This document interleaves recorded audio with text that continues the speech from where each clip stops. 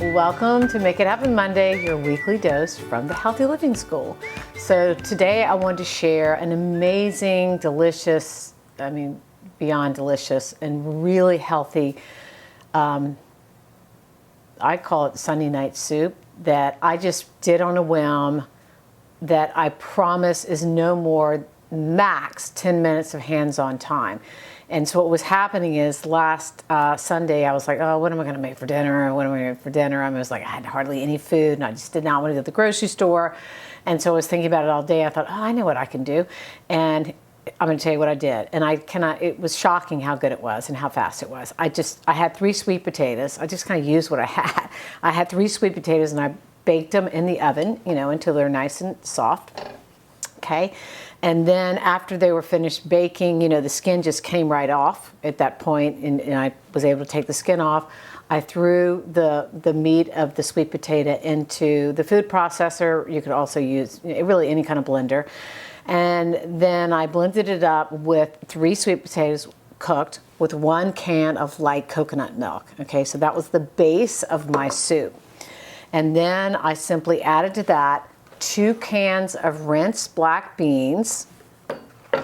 And then what I chose to spice it up was lots of cumin, a little small amount of cinnamon, and a fair amount of curry powder. Again, I don't measure anything. I always just cook from the hip. It's a good way to learn to cook.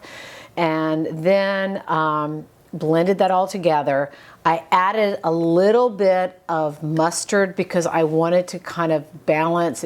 It tasted pretty sweet, and I wanted a little more flavor complexity, and I wanted some tart in there to kind of balance the sweet. So I added some Dijon mustard. I could have also added a little lemon. That's another alternative. Another would have been maybe a little bit of tomato paste.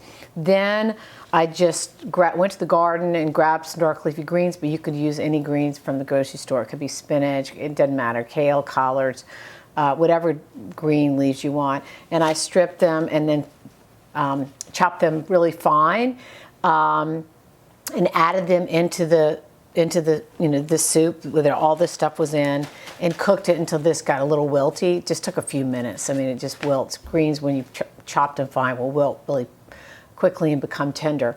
And it was just, I cannot tell you how delicious it was. And I had it for Sunday night.